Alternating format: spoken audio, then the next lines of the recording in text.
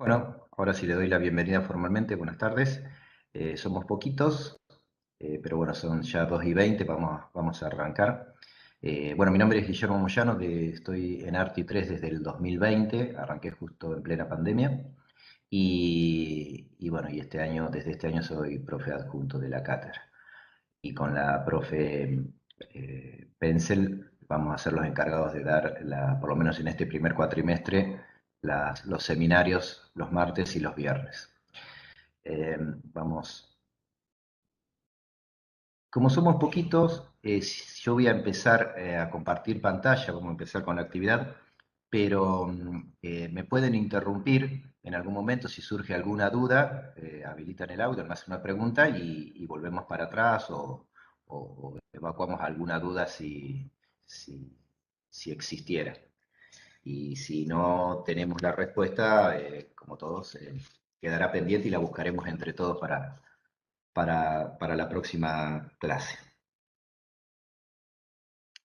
Quiero ver el tema de compartir pantalla.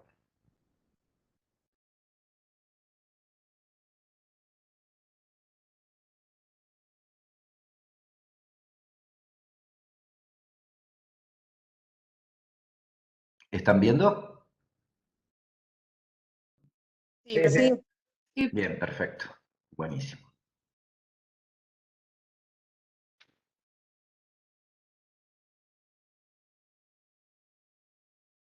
Ahí ven pantalla completa también, ¿no? Sí.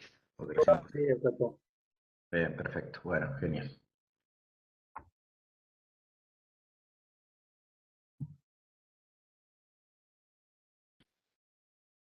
Bueno, esta actividad es continuación de la actividad del martes, donde se vio el metabolismo del hierro y su correspondiente alteración con el déficit del mismo, que es las anemias ferropénicas, con su característica especial. Y para terminar, digamos, el capítulo de anemias, ahora vamos a ver lo que es el metabolismo del ácido fólico y de la vitamina B12 y su correlato con un tipo de anemia que suelen dar cuando están en déficit, que son las anemias megaloblásticas.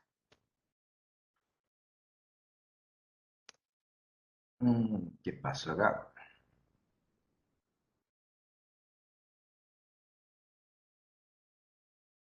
Esperen que no lo veo.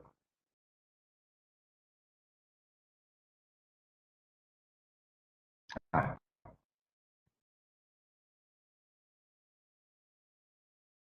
¿vieron el cambio? Disculpen, pero estoy probando. ¿Vieron el cambio de Filmina a la segunda? Sí, sí, pasó Bien, perfecto. cambió. Bien. Bueno, como dice esta Filmina, a modo de introducción, primero un breve repaso del metabolismo del hierro y de la anemia ferropénica que se vio el martes, conceptos muy básicos. Recuerden en general, tanto para todas las clases, y esta en particular, pero para todas, los conceptos que se van a vertir acá son conceptos básicos y que no son completos y siempre deben ir acompañados de la ayuda bibliográfica a partir de la bibliografía que ustedes tienen en el PTD. ¿Sí? Nunca se queden solamente con esto es una introducción, digamos, y después a complementar con la lectura que existen en los libros o en los materiales que se les da o se les sube por campus, que son lectura complementaria. Bueno, y con respecto a la anemia ferropénica, los que vieron la clase o tuvieron acceso al video, eh, conceptos importantes, el contenido del hierro en el organismo, que es de 4 a 5 gramos, que casi todo el hierro liberado por la descomposición de la hemoglobina de los eritrocitos senescentes o que van muriéndose y que son captados por las células del sistema retículo endotelial, principalmente del hígado, donde se produce la destrucción de los eritrocitos. Esta descomposición de la hemoglobina en sus aminoácidos genera una cantidad de hierro de 20 a 30 miligramos por día, de los cuales se reutiliza casi el 99%, ¿sí? Y solo se pierden 1 o 2 miligramos al día, que es lo que debe reponerse con la alimentación. La absorción intestinal del hierro es de 1 o 2 miligramos día, que es para suplantar la pérdida del hierro de 1 o 2 miligramos por día. El resto del hierro que se reutiliza luego del metabolismo de la hemoglobina, bueno, como lo dije recién, se reutiliza y va unido principalmente a la transferrina para los distintos lugares donde va a actuar o donde es necesario el hierro para el metabolismo. Recordarán los tipos de hierro que existen en la dieta y se divide básicamente en dos tipos de hierro, el hierro hemínico y el no hemínico. El hemínico es el que está principalmente en las carnes y en los derivados de animales, alimentos derivados de los animales. Es el que está en una dieta estándar en un 10 a un 20%, pero es el que más se absorbe a nivel intestinal. Y el hierro no hemínico es el que está en mayor porcentaje en la alimentación, pero el que menos se absorbe. Y generalmente están en los vegetales y legumbres principalmente. Recordando que los requerimientos diarios en la dieta en promedio es de 10 miligramos, aumentando en la edad de crecimiento en los niños y en la mujer en edad fértil y en la mujer embarazada los requerimientos son un poco mayores. Principalmente en la mujer en edad fértil para reponer el hierro que se pierde a partir de las menstruaciones, por eso es una causa muy frecuente de anemia ferropénica en la mujer si no hay una buena reposición de hierro. Repasar un poquito lo que es la absorción intestinal del hierro y por ahí lo que esta filmina trata de hacer es englobar todos los procesos de absorción. Recuerde, el hierro no hemínico se tiene que transformar de su estado férrico a estado ferroso y eso lo hace a partir de una enzima que es la citocromo beta duodenal que está en la luz intestinal.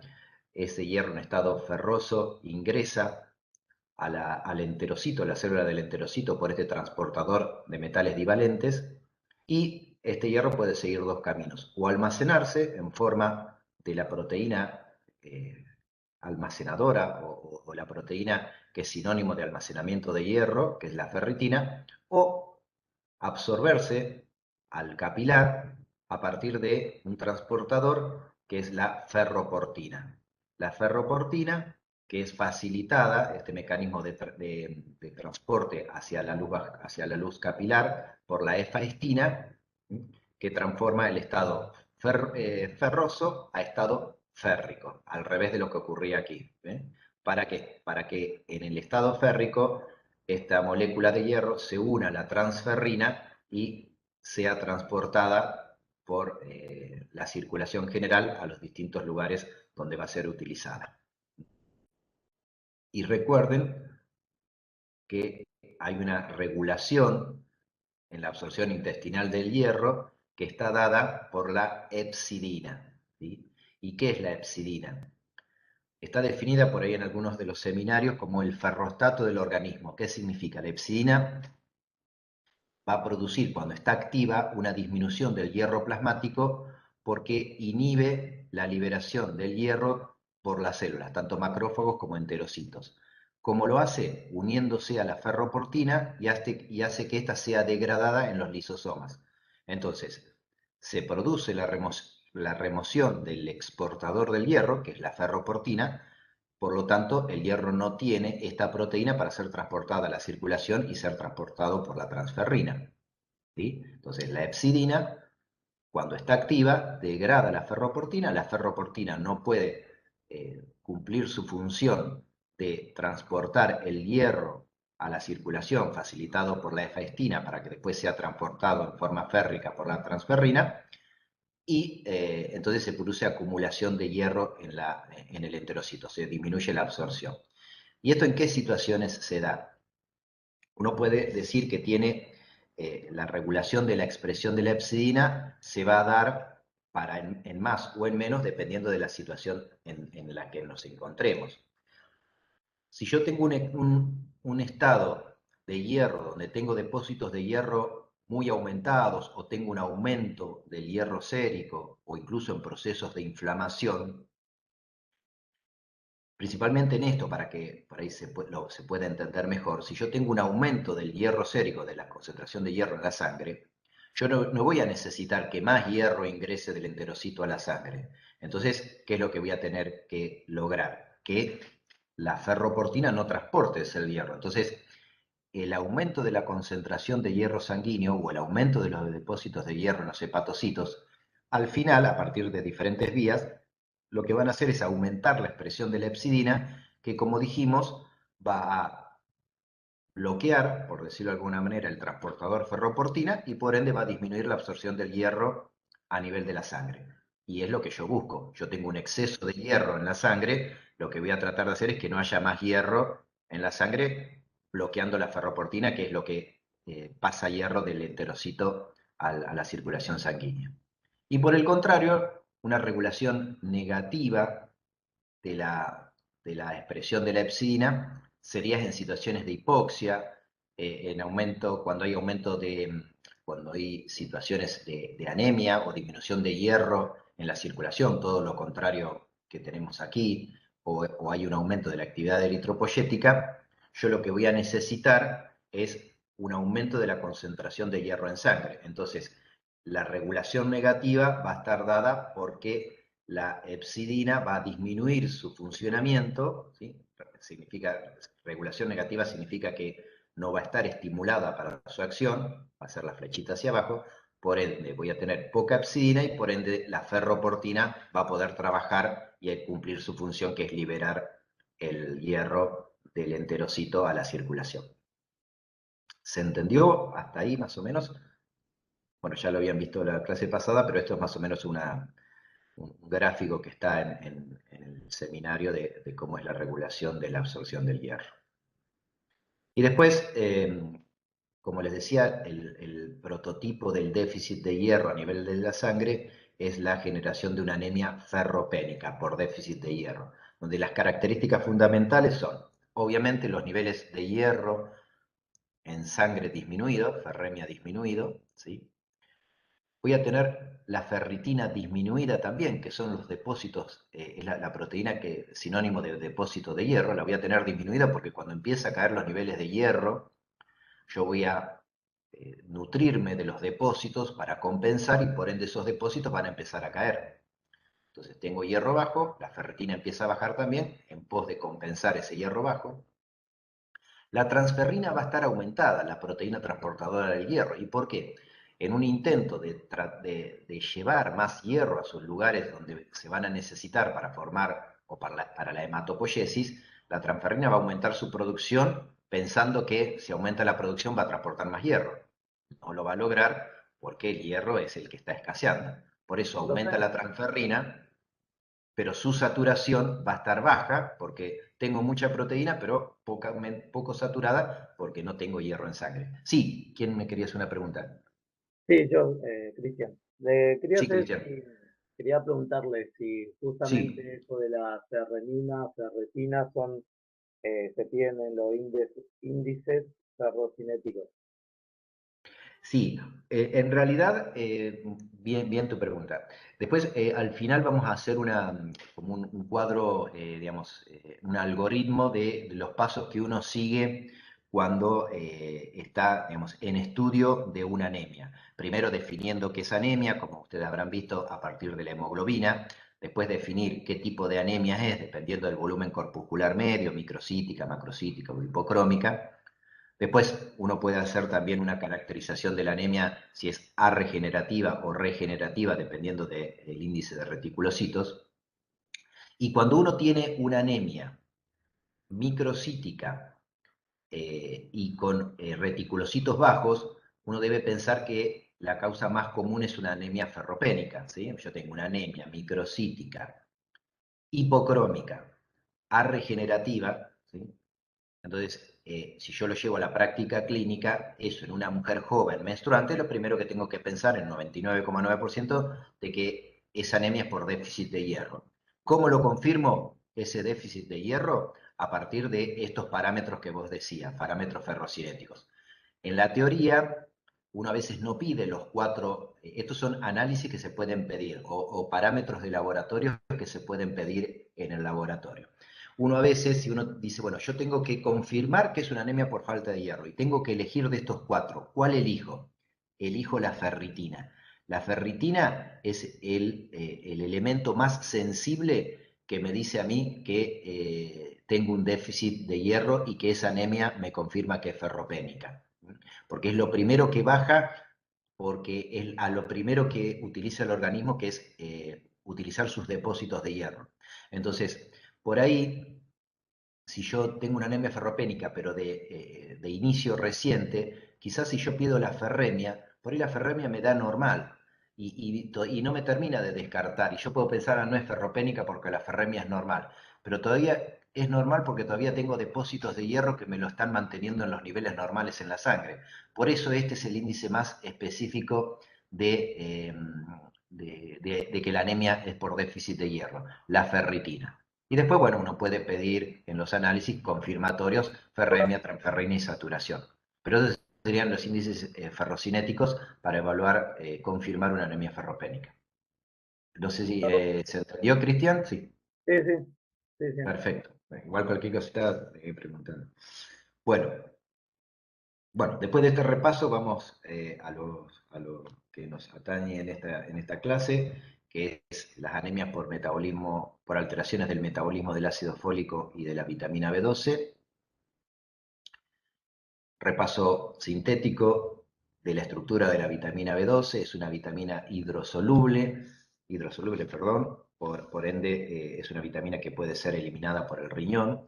También es llamada cobalamina porque en su estructura está formado por 4 anillos pirrólicos, ¿sí?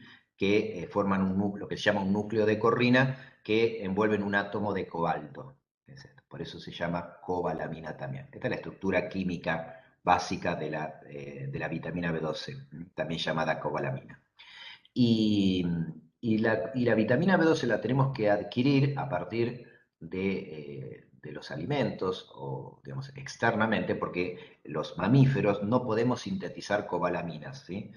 Solamente las sintetizan organismos precarios, como pueden ser las bacterias y las arqueas.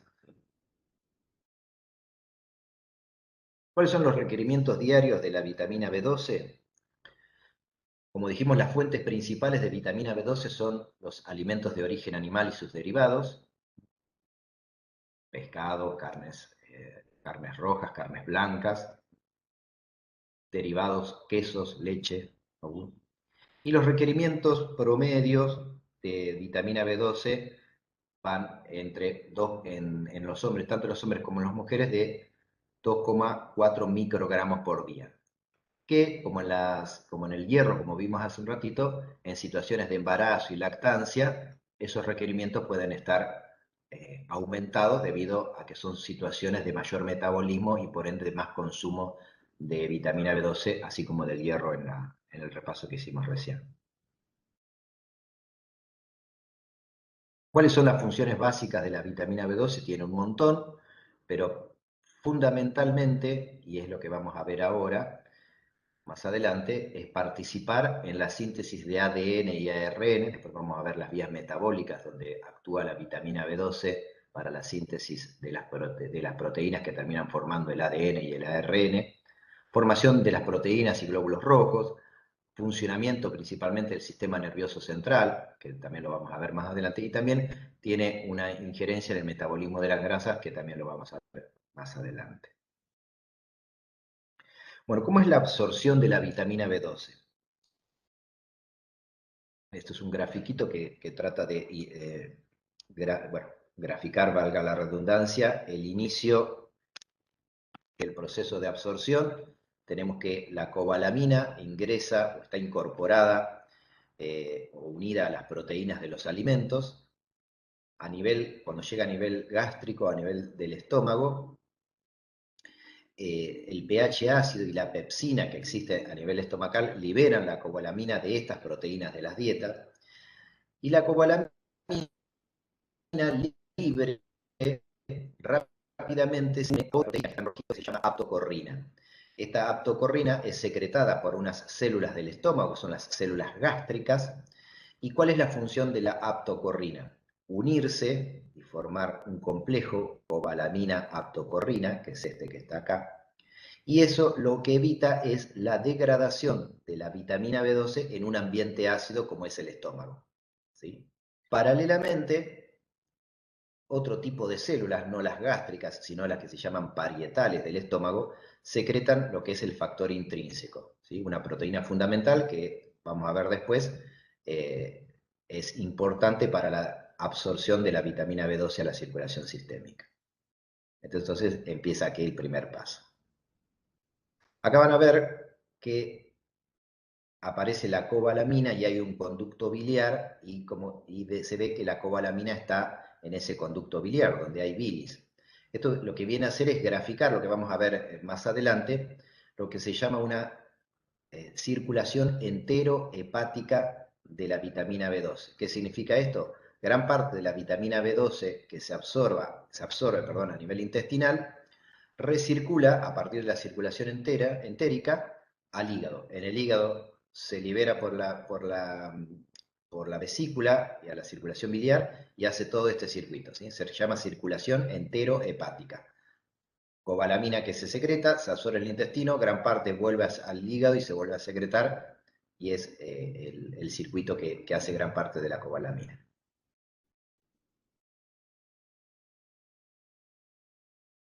Una vez que sale la cobalamina, que está unida a la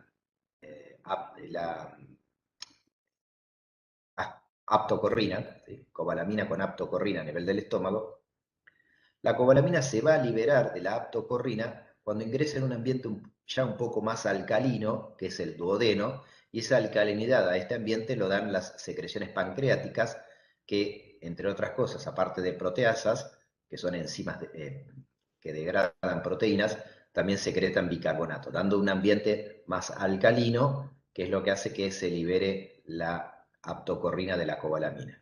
Y es ahí que la cobalamina liberada, ¿sí?, se une al factor intrínseco que había sido fabricado y liberado a nivel de las células parietales a nivel del estómago. Se une el factor intrínseco cobalamina formando el complejo IFCBL. Este complejo cobalamina factor intrínseco va a transcurrir por el aparato digestivo y se va a terminar absorbiendo en los receptores específicos que hay, no en todo el intestino, es en la parte, en el ilion terminal, ¿sí? En la parte final del intestino delgado, que es el ilion. Este complejo factor intrínseco cobalamina se va a unir a receptores específicos, ¿sí?, que están, como les decía yo, en el enterocito del ilion distal, y forman que estos receptores forman parte de un complejo de receptores denominados complejo Cuban. Es un dato que por ahí después, si quieren saber más de ellos, en los libros van a estar los distintos tipos de complejos Cuban que hay. Pero acá, básicamente, se unen a este receptor. Esta unión del complejo cobalamina factor intrínseco receptor se internaliza, forma un endosoma, ¿sí? Y una vez internalizado, este complejo factor intrínseco cobalamina, primero se libera el transportador, ¿sí? El transportador Cuban es liberado de este complejo, puede ser degradado, pero básicamente este receptor se libera, se degrada, pero se vuelve a formar y vuelve otra vez a formar parte del receptor en la luz del enterocito, ¿sí? Se recicla a la membrana apical.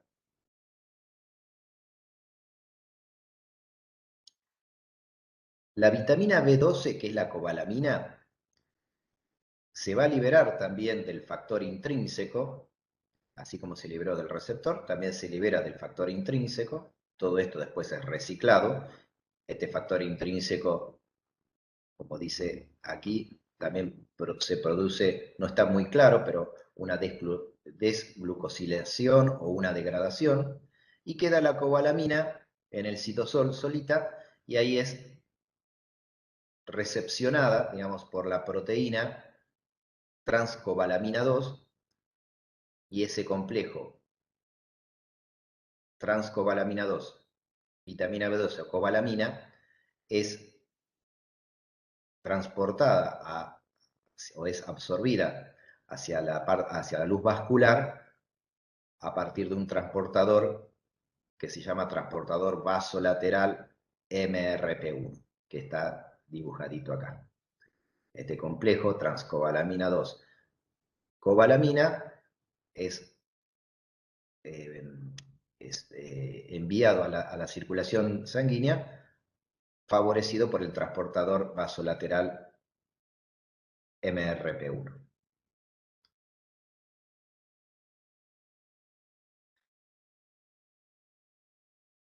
El gráfico de la derecha es el paso final que sigue el complejo transcobalamina 2 y vitamina B12 cuando llega a sus órganos receptores, a los órganos donde va a actuar, al hígado, a la médula ósea, para formar parte del sistema hematopoyético, y cuál es el camino que sigue este complejo una vez que llega a su receptor.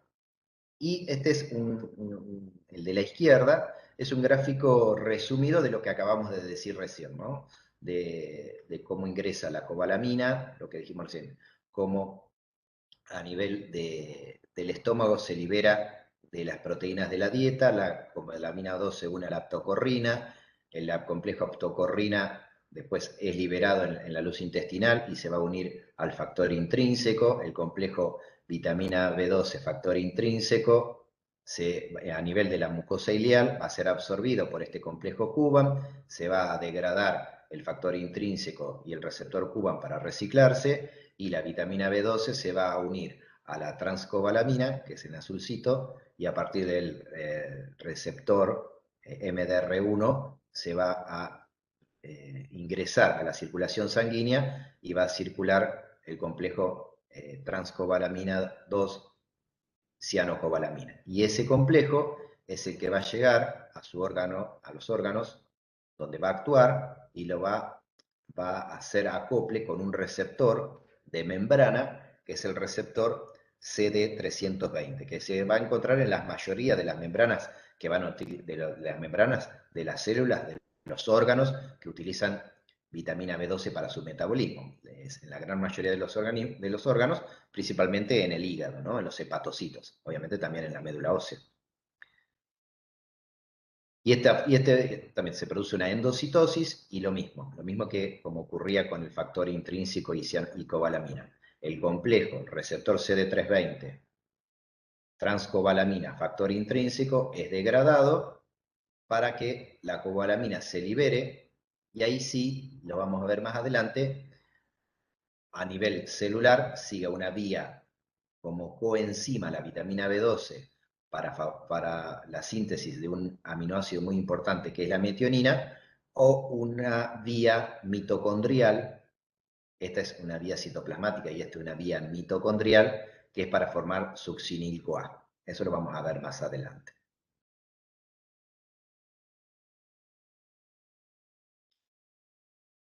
Es esto. Las vías enzimáticas, entonces, en la que va a actuar la vitamina B12, que son estas dos vías enzimáticas que estamos acá, una vez ya en la célula del órgano que tenía el receptor de vitamina B12, entonces va a actuar en dos vías enzimáticas.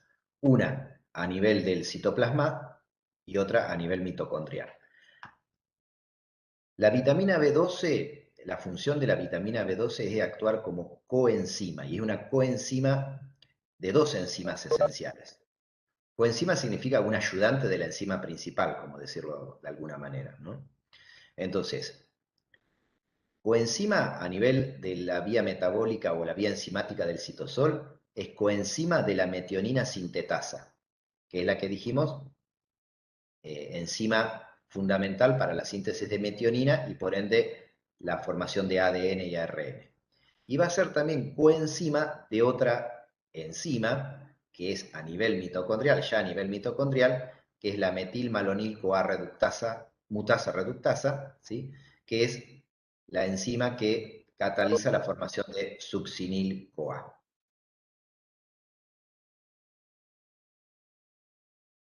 Entonces, repasando un poquito, puntualmente metionina sintetasa, es aquí donde esta enzima metionina sintetasa empieza a ser fundamental o empieza a sonar fundamental. ¿Por qué?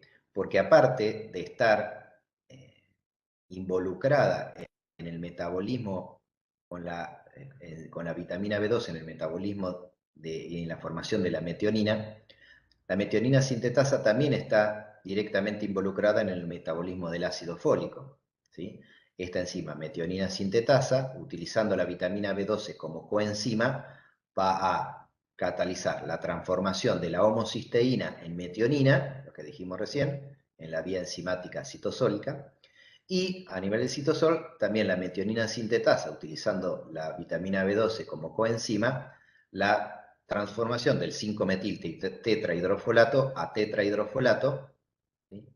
También fundamental para la fabricación de purinas y pirimidinas y por ende de ADN y ARN.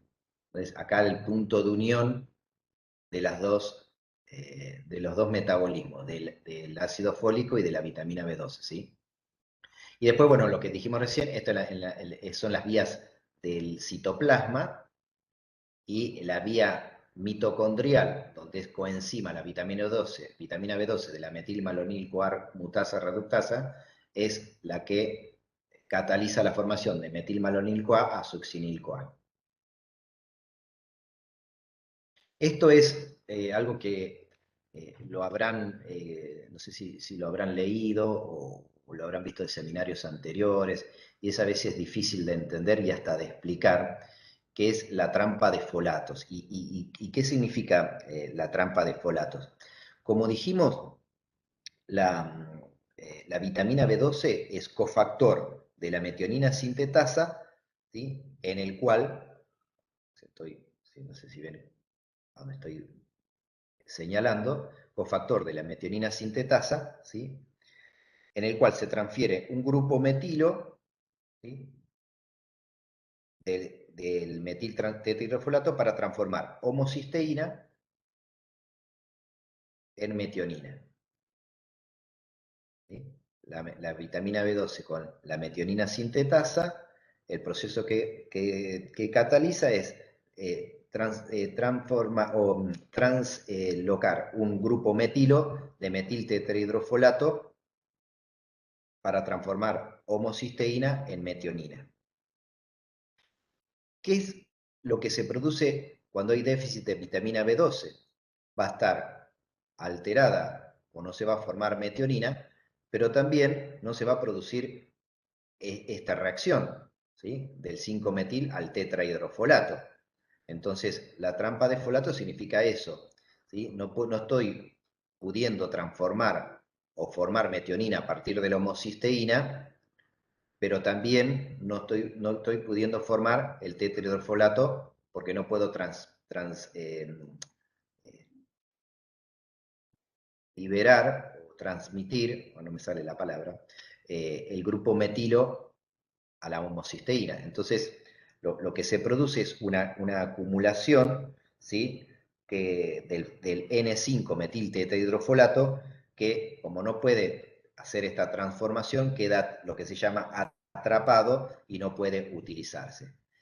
Y entonces, resumiendo, la trampa de folato es esto. No se puede formar metionina a partir de la homocisteína, pero también se ve afectado la transformación de 5-metil tetrahidrofolato a ácido fólico o tetrahidrofolato, ¿sí? Entonces se ve interrumpida el metabolismo del ácido fólico.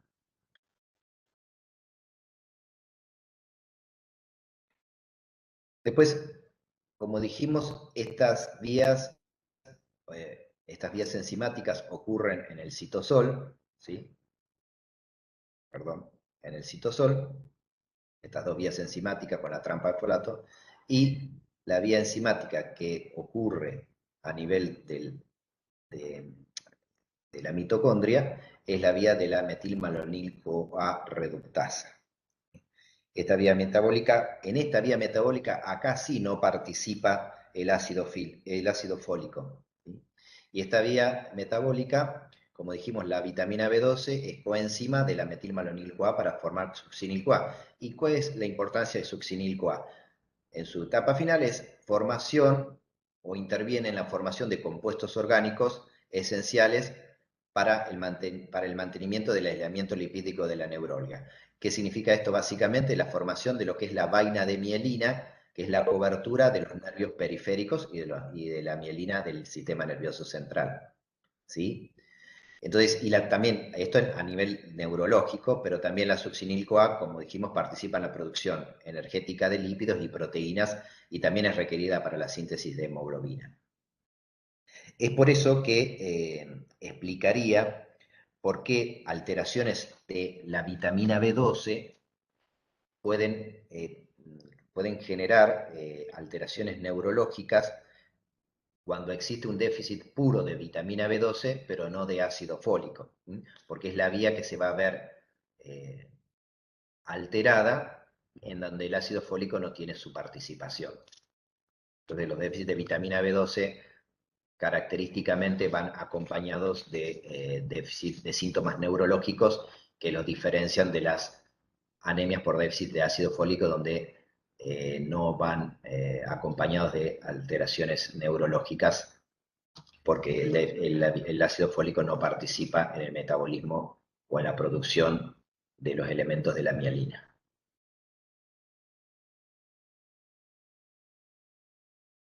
Esto un poquito ya lo dijimos al principio. La recirculación enterohepática y la reabsorción renal de la vitamina B12. La circulación enterohepática era lo que les decía yo. Gran parte de lo que se absorbe, aparte de ir a la circulación sanguínea, va a la circulación entérica, ¿sí? A la circulación que vuelve al hígado, y del hígado se secreta por la bilis al intestino, sigue su circuito, se vuelve a absorber y hace que tenga una circulación. Es importante que no sé si lo dije, la verdad que no me acuerdo. A diferencia de los anemias por déficit de hierro, que los depósitos de hierro se suelen agotar bastante rápidos, existe un depósito importante de vitamina B12, principalmente al nivel hepático, que está dado básicamente por esta recirculación enterohepática de la vitamina B12, que hace que estos depósitos puedan servir como, bueno, valga la redundancia, como depósito. Aunque haya déficit de vitamina B12, puede compensar ese déficit hasta 5 años, hasta que recién aparezcan los déficits a nivel sanguíneo y a nivel de las células de la vitamina B12. ¿Sí? Yo tengo una disminución o una alteración en la absorción de la vitamina B12, voy a tener depósitos suficientes hasta por 5 años para que ese déficit de vitamina B12 se haga clínicamente evidente, a diferencia del hierro. ¿Sí? ¿Puedo hacer una pregunta? Sí, obvio, sí, Una vez que ese depósito se acaba, por ejemplo, tenemos un paciente que tiene una deficiencia, que la vemos en el análisis de sangre, ¿los sí, síntomas aparecen en ese momento o no? claro. En realidad, por eso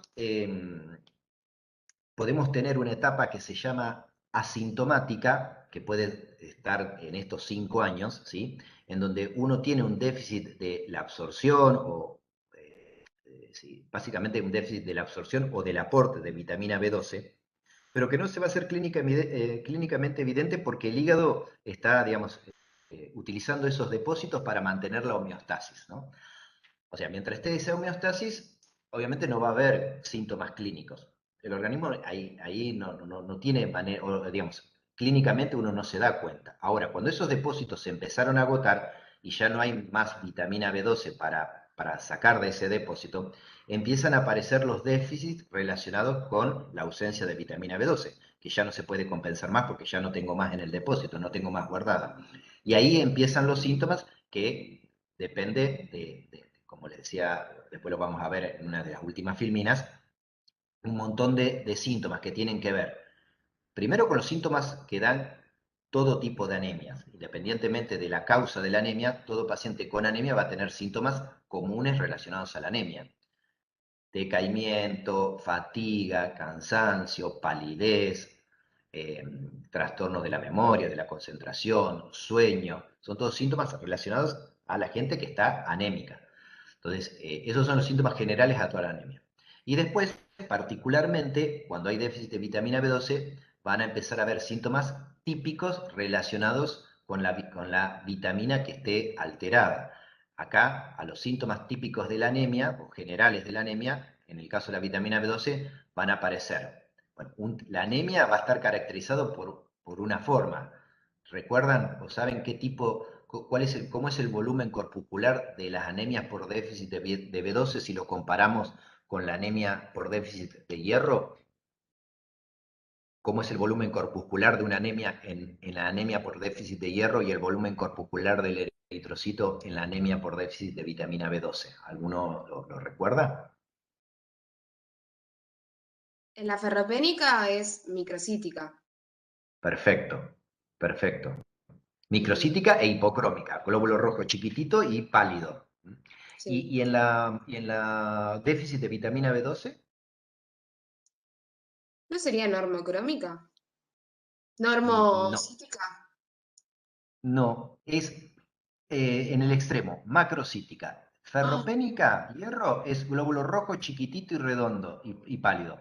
En las anemias por déficit de vitamina B12 son macrocíticas e hipocrómicas. ¿Sí? Es un glóbulo rojo grandote. ¿Sí? Eso es lo que va a dar, digamos, una de las principales diferencias que va a tener el hemograma en un paciente anémico en la primera discriminación. Volumen corpuscular. Si es microcítica, voy a estar orientado y voy a buscar un déficit, en este caso de hierro. Si es macrocítica, me voy a orientar a las causas que me dan anemias macrocíticas, entre ellos los déficits de vitamina B12, los déficits de ácido fólico y otros tipos de alteraciones que dan anemias macrocíticas. Entonces, cuando empieza a ser clínicamente evidente, generalmente después de los 5 años que ya se agotaron los depósitos de vitamina B12, empiezan con estos síntomas, los síntomas propios de la anemia y después los síntomas propios del déficit de vitamina B12 que empiezan a ser, por ejemplo, los síntomas neurológicos que yo les decía, como interviene en la formación de la vaina de mielina, que es una proteína muy importante que recubre los nervios y a nivel del sistema nervioso central, empiezan a aparecer síntomas neurológicos como pueden ser hormigueos, trastornos motores, incluso hasta trastornos de índole cognitivo, demencias, pacientes que empiezan a tener síntomas de demencia por déficit de vitamina B12. De hecho, un estudio, cuando uno tiene un paciente mayor generalmente con algún deterioro cognitivo, una de las primeras causas que uno quiere descartar, porque es una causa muy tratable y bastante frecuente, es los déficits de vitamina B12. No vaya a ser que esa demencia, que creíamos que el abuelo era por la edad, estaba dada por un déficit de vitamina B12. Pero bueno, como les decía, la vitamina B12 se retiene en el organismo durante largos periodos por lo que una ingesta insuficiente puede tardar varios años en causar síntomas clínicos. ¿Y en qué situaciones creen ustedes qué tipo de ingesta insuficiente debe tener un paciente para, con el tiempo, generar un déficit de vitamina B12? En dietas vegetarianas estrictas. Claro, porque como dijimos al principio, la vitamina B12 básicamente están en los productos de origen animal y sus derivados. Exacto, vegetarianos estrictos, básicamente. ¿Sí?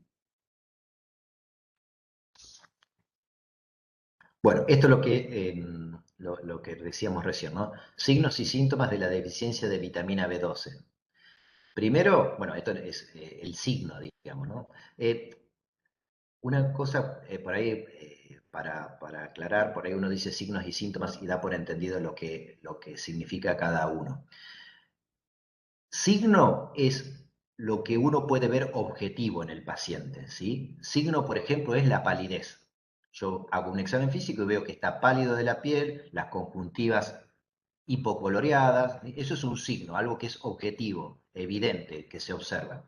Y síntoma es lo que relata el paciente, ¿sí? Cuando uno dice signos y síntomas se refiere a eso. Signo, lo que es objetivo, lo que se puede ver, y síntoma es lo que relata el paciente, como puede ser cansancio, decaimiento, sueño. Eso no es subjetivo, eso es un relato, es subjetivo, lo dice el paciente. Que parezca, digamos, algo por ahí me parece bueno aclararlo o por ahí que vayan eh, tomando, digamos, conocimiento de términos que se van a usar y que por ahí uno los da por sobreentendido, pero probablemente no. Entonces, a eso nos referimos con signos y síntomas. Entonces, la anemia macrocítica megaloblástica que yo voy a ver en el hemograma, eso va a ser un signo, es algo objetivo, ¿sí? Ahora, la fatiga, el cansancio y el mareo va a ser un síntoma. Eso me lo va a relatar el paciente, ¿sí? Después otro de los signos y síntomas son la enfermedad, lo que decíamos, ¿no? Alterarse la formación de la vaina de mielina al nivel del sistema nervioso central, van a dar síntomas relacionados con esto. Y los que yo les decía, ¿no? Puede dar trastornos de origen emocional, depresión, apatía, falta de motivación. Puede dar fatiga, sensación de hormigueos en las manos, adormecimientos, trastornos motores, el paciente se encuentra inestable al caminar, confusión mental y problemas de memoria, los que les decía yo, a veces cuadros de demencia o de trastornos cognitivos que se dan en pacientes generalmente mayores, a veces pueden tener su origen en el déficit de vitamina B12, y después pueden traer trastornos de la fertilidad en la mujer. Y después también síntomas gastrointestinales, malabsorción, glositis. Glositis es la inflamación de la mucosa de la lengua, ¿sí? Y de la boca en general, pero glositis se refiere a la lengua. ¿Y por qué se produce glositis? Porque son signos, se dan en sectores donde el metabolismo de la formación de la mucosa es un metabolismo rápido, se requiere de mucho uso de esta vitamina. Entonces, uno de los signos que se va a dar, los déficits de vitamina B12, son en lugares donde el metabolismo es rápido, el recambio, digamos, es rápido, y todo lo que es piel y mucosas, el recambio celular es bastante rápido. Entonces, como no puede compensarse por el déficit, se pueden dar síntomas a nivel de estos órganos de recambio celular rápido. Bueno, ¿cuáles son las causas del déficit de cobalamina? Bueno, uno lo podemos dividir en situaciones que generan una mala absorción de la vitamina B12. O sea, la mala absorción va a estar dada desde que ingresa la vitamina B12 con los alimentos hasta el final del intestino a partir del ilion distal. Entonces, puede ser una enfermedad que se llama anemia perniciosa. La anemia perniciosa es una enfermedad de origen autoinmune. Autoinmune significa que el organismo fabrica anticuerpos contra sus propias células, por eso es autoinmune, algo que no debería pasar, pero bueno, el organismo por una razón que a veces se desconoce, empieza a generar anticuerpos contra células propias. Entonces, una de los anticuerpos que genera son contra las células gástricas que fabrican el factor intrínseco y a veces un anticuerpo contra el mismo factor intrínseco, o sea, contra la célula que lo fabrica o contra el producto de la célula que es el factor intrínseco, ¿sí? Entonces eso se detecta, la anemia perniciosa, con análisis donde se buscan anticuerpos anticélulas gástricas o antifactor intrínseco y anticélulas parietales, perdón, no anticélulas gástricas, anticélulas parietales y antifactor intrínseco. Gastrectomía, ¿sí? Resecciones gástricas por diferentes patologías. Obviamente se pueden ver afectadas sectores de las células parietales que fabrican el factor intrínseco, por lo menos. Entonces voy a tener menos disponibilidad de factor intrínseco. En situaciones de enfermedad del páncreas, que se llama insuficiencia pancreática. ¿Por qué? Porque no voy a tener esa secreción pancreática que me alcaliniza el duodeno o que me fabrica proteasas para la degradación. Entonces la vitamina B12 no se va a poder unir al factor intrínseco en el duodeno. Sobrecrecimiento bacteriano, lo mismo. Enfermedad del ilion distal, alteraciones que afecten los receptores que están en la parte final del intestino, voy a tener menos capacidad de absorción. Y después algo más extraño, no tan frecuente, es la deficiencia congénita del factor intrínseco o de la proteína transportadora de la cobalamina, que es la transcobalamina. Esas son enfermedades de origen genético, muy poco frecuentes. Y lo que dijimos recién, las causas de déficit de cobalamina de origen nutricional que se da en veganos u vegetarianos estrictos. Bueno, y ya para ir terminando, el déficit de ácido fólico de folatos, a diferencia de la vitamina B12, el folato o el ácido fólico está presente en alimentos vegetales que se encuentran como poliglutamatos ligados a las proteínas, ¿sí? ¿Cuál es la dosis recomendada por día en el adulto? En los varones de 200 microgramos, en las mujeres de 180 microgramos, y siempre en las situaciones de embarazo, fertilidad, los requerimientos se van a duplicar. Un poquito de la absorción del ácido fólico, ¿sí? La absorción del ácido fólico se da en una parte del intestino que es el yeyuno, ¿sí? Es la parte, digamos, el comienzo del intestino delgado luego del duodeno. Es duodeno, yeyuno, íleon. Bueno, el inicio del intestino delgado, que es el yeyuno, ahí se absorbe el ácido fólico. Como dijimos, el ácido fólico de la dieta viene como poliglutamatos, como PT-Glu7, y esos poliglutamatos son desconjugados por una peptidasa en borde en cepillo que está en la luz del enterocito del yeyuno, y los divide en monoglutamatos, como el PT-Glu1, que ingresa al enterocito intercambiando por un ion hidrógeno, favorecido por el pH que empieza a ver en este lugar. Una vez absorbido, este monoglutamato, PT-Glu1, se transforma en primero dihidrofolato, luego en tetahidrofolato y finalmente en el N5-metil-tetahidrofolato, que era la forma necesaria para para la síntesis de ADN, como habíamos dicho, ¿sí? Y esto entra a la circulación sanguínea por un mecanismo de transporte de membrana vasolateral que aún está desconocido, o que si utiliza receptor o qué tipo de receptor o transportador utiliza para llegar a la circulación sanguínea. Eso es como es la absorción del ácido fólico. ¿Cuáles son las causas de déficit de folatos? Déficit nutricional, los aumentos de los requerimientos, que no vayan acompañados de un aumento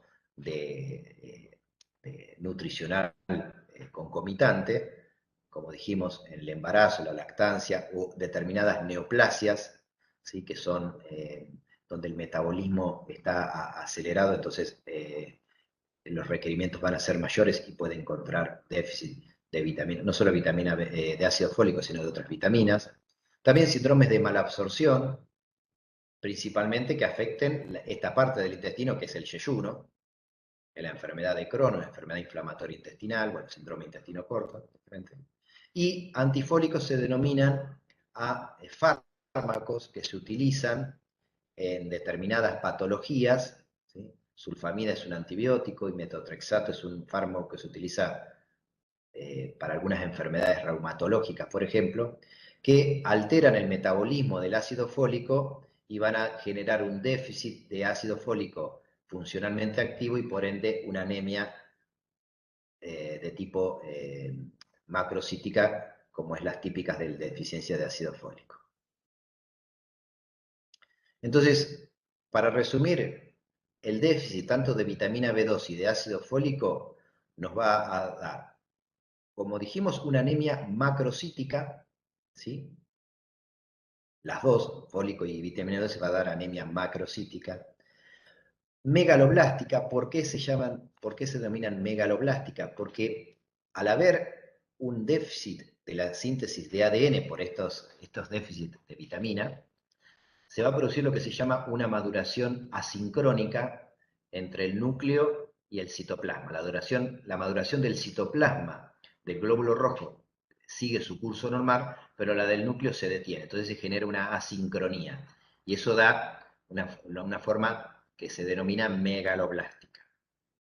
Y una característica que tienen los déficits de vitamina B2 y de ácido fólico, que como intervienen en la formación principalmente de ADN y ARN, que es bastante común que no solo afecte la serie de los glóbulos rojos, lo que es la eritropoyesis, pueden afectarse toda la hematopoyesis. Por eso es común encontrar, aparte de anemia megaloblástica, encontrar lo que se llama pancitopenia. No solo anemia déficit o disminución de glóbulos rojos, sino plaquetas bajas y glóbulos blancos bajos.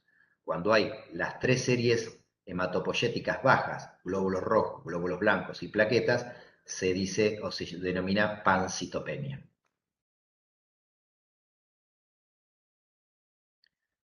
Las manifestaciones clínicas, primero, como está acá al fondo, la sintomatología anémica de todo paciente con anemia independientemente de su causa. Cansancio, decaimiento, sueño, fatiga. Y después los relacionados típicamente con el déficit puntual de vitamina B12 y ácido fólico. La glositis atrófica, pero principalmente las parestesias, la disminución de la sensibilidad neurológica, estas dos son particularmente características de los déficits de vitamina B12. Recuerden, porque la vitamina B12 es una coenzima en una vía metabólica que no participa el ácido fólico y que termina importante para la formación de componentes de la vaina de mielina de los nervios.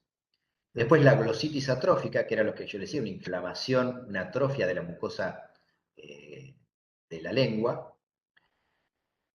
Piel seca y amarillenta e ictericia leve. ¿Qué significa ictericia? Si un paciente tiene ictericia, ¿qué es lo que tiene en la sangre? ¿Alguno sabe?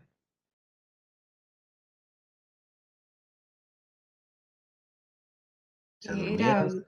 bilirrubina? Exacto, bien. Ictericia se denomina el aumento anormal de la bilirrubina en la sangre. ¿Y por qué un paciente con esta anemia aparte tiene ictericia? ¿Qué tiene que ver la ictericia con la anemia? Es que estos glóbulos rojos, aparte de ser menos y de ser grandes y no cumplir bien su función, duran menos, tienen una vida media menor que el glóbulo rojo normal de 120 días. Entonces, son degradados por el sistema retículo endotelial y aumentan la producción de, recuerdan, en el metabolismo del grupo hemo, ¿sí? Cuando se degrada la hemoglobina, por un lado la globina en sus aminoácidos, el grupo hemo se degrada en el hierro, que es reutilizado, y la protoporfirina forma bilirrubina. Entonces, cuando hay mucha hemólisis o degradación del glóbulo rojo, va a haber un aumento de la oferta de la bilirrubina en la sangre. Entonces, la bilirrubina es transportada por una proteína que se llama albúmina y cuando hay un exceso de bilirrubina a transportar, da un tinte amarillento a las mucosas, ¿sí? Por eso este tipo de anemias cursa con un poco de ictericia que es de tipo leve, porque hay un componente hemolítico también del glóbulo rojo en este tipo de anemias, ¿sí? Una destrucción acelerada de los glóbulos rojos. Y esto, bueno, a modo de resumen, anemia macrocítica, ¿sí? Las que vamos a ver en el hemograma.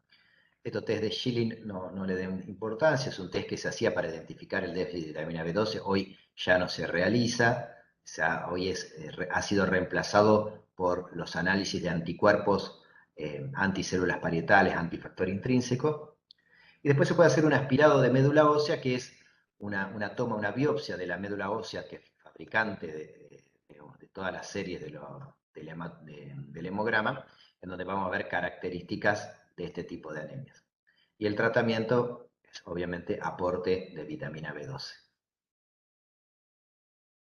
Para finalizar, Profe, sí, una pregunta. No me sí, quedó claro por sí, qué sí. el déficit de la vitamina B12 hace que los glóbulos rojos se agranden. Sí, el déficit de la vitamina B12 y del ácido fólico de los dos genera una anemia macrocítica porque como son tanto la vitamina B12 como el ácido fólico, dijimos que eran importantes para la formación. Al haber déficit va a haber alteración de la síntesis de este ADN. Entonces empieza a producirse lo que dije yo, una sincronía, es decir, empieza a madurar el citoplasma, pero el núcleo se detiene. Y eso empieza a generar que el glóbulo rojo empieza a adquirir una forma anormal, que aparte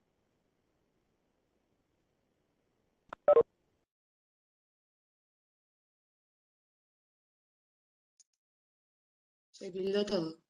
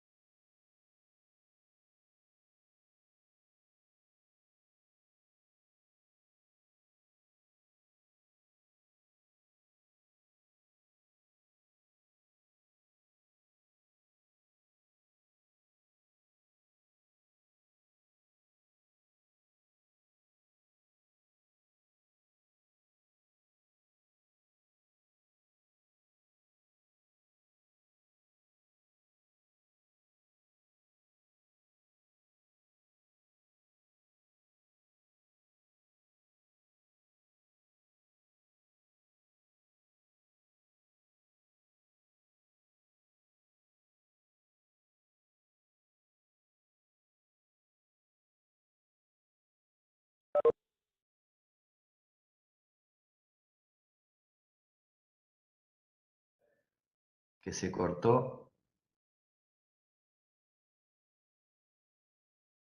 Sí, sí, se cortó cuando empezaste a hablar otra vez de lo del ADN, que ya entendí. Ah, bien.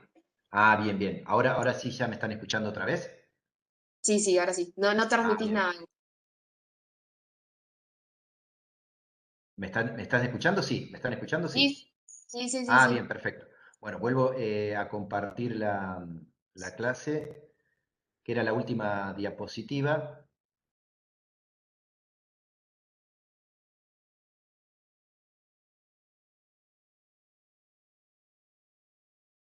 de pasos que uno debería seguir en toda evaluación de todo tipo de anemia, y que primero empieza definiendo si el paciente tiene anemia o no tiene anemia a partir de los valores de hemoglobina que ya sabemos, ¿no? Los valores normales en la mujer, en el hombre y en las situaciones de embarazo. Si yo tengo menos de estos valores tomados como de referencia, voy a definir, bueno, el paciente tiene anemia.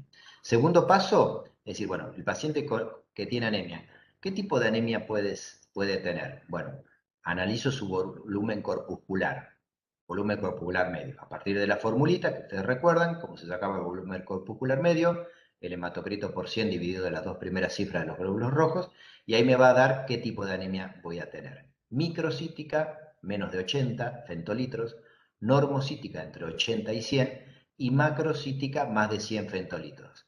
En una anemia por déficit de vitamina B12 y ácido fólico va a ser una anemia macrocítica porque va a ser mayor de 100 fentolitros. Entonces yo ya tengo una anemia macrocítica. Primero voy a decir, bueno, a ver cómo está el índice de reticulocitos. Las anemias que macrocítica con índice de reticulocitos menor a 2 significa que la que está afectada es la fábrica, que no se están produciendo una buena cantidad de glóbulos rojos a nivel de la médula ósea. Entonces, es una anemia arregenerativa, es la otra clasificación, ¿sí? Los ejemplos de anemia arregenerativas son es esta, la déficit de vitamina B2 y ácido fólico, es un ejemplo de anemia regenerativa. El déficit de hierro también es un ejemplo de anemia regenerativa. ¿Por qué? Porque son las materias primas para fabricar los glóbulos rojos y el resto de las series hematopoyéticas. Entonces, voy a tener el problema en la fábrica, no va a estar fuera de la fábrica. Y después tengo que ver si esta anemia cursa solo o cursa con una pancitopenia, o sea, si puede haber un defecto global de la hematopoiesis, ¿sí? Entonces, si tengo anemia solo o también plaquetas bajas, plaquetopenia, o leucocitos bajos o plaquetopenia. Y en función también del análisis, y esto es un análisis que se hace microscópico, ¿sí? Del frotis se llama, yo voy a ver una anemia macrocítica, pero a nivel del frotis puedo ver si tiene componente megaloblástico o componente no megaloblástico. Si tiene componente megaloblástico, que es la característica esta que decíamos del glóbulo rojo amplio, grande, pero con una asincronía entre su núcleo pequeño que se detuvo y el citoplasma que fue creciendo, una anemia macrocítica megaloblástica, yo voy a pensar que esa anemia es por déficit de vitamina B12 y ácido fólico. Obviamente el diagnóstico definitivo o confirmatorio de eso va a ser a partir de un análisis que yo vaya a pedir, donde voy a dosar estos niveles de vitamina. Puede tener vitaminas, el déficit de las dos vitaminas, el déficit de una o el déficit de la otra. Y después puedo tener anemias macrocíticas no megaloblásticas, que eso, como decía, esto me lo define el frotis. No megaloblástica significa que no tiene esta sincronía. El glóbulo rojo es grandote, más de lo normal, pero mantiene su forma, su estructura, si no hay esta sincronía núcleo-citoplasma. Y las anemias no megaloblásticas macrocíticas a veces tienen que ver con patologías que hay que tener en cuenta, como pueden ser enfermedades del hígado crónicas, que se llaman hepatopatías, o en situaciones de hipotiroidismo grave. ¿Sí? Es un dato a tener en cuenta que toda anemia macrocítica no va a ser megaloblástica, y a veces se puede preguntar de un ejemplo de anemia macrocítica que no sea por déficit de vitamina B12 y de ácido fólico. Bueno, un ejemplo de anemia macrocítica que no sea por déficit de vitamina B12 y ácido fólico pueden ser las anemias generadas por estas dos enfermedades, hepatopatías y hipotiroidismo, pero son no megaloblásticas. Bueno, y con eso culminamos la clase. No sé si tienen alguna pregunta más para hacer. ¿Se entendió un poco? ¿Algo que le haya resultado más complejo? Yo entiendo, y le digo porque hasta me pasa a mí, lo que es la trampa de folatos, a veces entender esas vías metabólicas donde se superponen en la síntesis de la metionina sintetasa y de la vitamina B12 y en la vía de los folatos, es a veces difícil de entender, pero bueno, en los libros, tanto en el Guyton como en el Boron, está bien explicado. Lleva tiempo, pero está bien explicado. ¿Alguna duda, alguna consulta que quieran hacer? ¿No? ¿Me escuchan? Bueno, Sí, profe, sí, se escucha. bien, perfecto. Bueno, chicos, son 3:30, pero bueno, esto es hasta las 4, pero damos finalizada. Si no hay ninguna consulta o algo que quieran charlar Hola, o alguna profe. duda. Sí, ¿quién habla? Darilis, te hago una consulta. Sí, ¿Va a ser decime, subida Daniel. la clase? ¿Esta Sí, clase de Java? la clase esta está grabándose, ahora termina la reunión y bueno, y después se sube a la nube y después se baja, como se hizo con la clase que dio la profe Patricia Pencel el martes, que ya está puesta en el campus. Sí, se va a subir.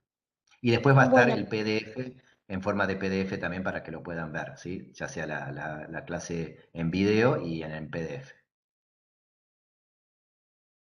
Bueno, chicos, bueno, espero que les haya servido de algo, orientado un poco. Sé que a veces no es fácil, son muchos conceptos, pero por ahí, como les dije, el objetivo es darle un pantallazo general, después siempre por ahí ir a algo más puntual en los libros, pero como para tener una base, como para desarrollarse tanto en las guías de morfo como de habilidades, creo que les puede servir. Así que bueno, los saludo, que tengan buenas tardes, buen fin de semana. Gracias, Edson, por el aplauso. Gracias, Bueno, profe. les mando. No, Gracias, gracias a ustedes profe. por la paciencia. Que sigan bien, nos estamos viendo, ¿eh? Chau. Hasta el Nos viernes. vemos. Nos Adiós. vemos. Chao, chao. Gracias. Chao, chao.